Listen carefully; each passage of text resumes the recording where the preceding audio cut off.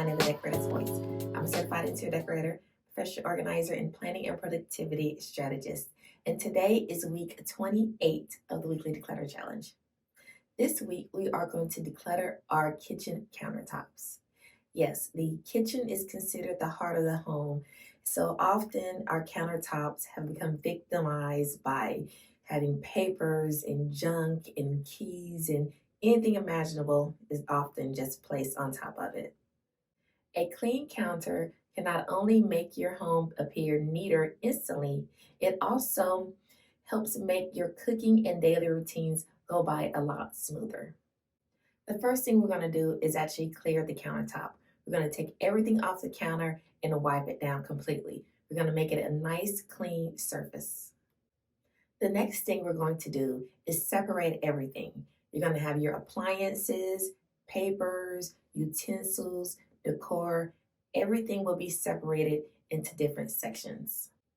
The third thing we're going to do is ask ourselves the most difficult questions. Are these items that we use daily? Are these things that actually belong on the counter? If you only use your can opener once or twice a week, why is it sitting on the counter, taking up clutter or taking up space daily? If you only use your toaster on the weekends, why do you have it sitting on your counter Monday through Friday, taking up space? So these are the tough decisions that we have to make during this step. The fourth thing we're going to do is find homes for things. Everything does not need to be on the counter. In the previous section, or number 3, we talked about the toaster or even a can opener just sitting on the counter daily. Well, things like that, we don't need them there. So let's go ahead and find another location for them. They can be in a drawer, in a counter. It could be in the laundry room or your pantry. Things that we don't need every day, we don't need to look at them every day. So let's go ahead and find homes for these items. Last and definitely not least, you want to style with a purpose. So now that you only have the items you need on your countertop, if you want to add a few decor pieces here and there, you can. You can have a plant, live or fake, fruit bowls with live or fake fruit, or real or fake fruit, or you can be like me and have fake cupcakes in a cake bowl.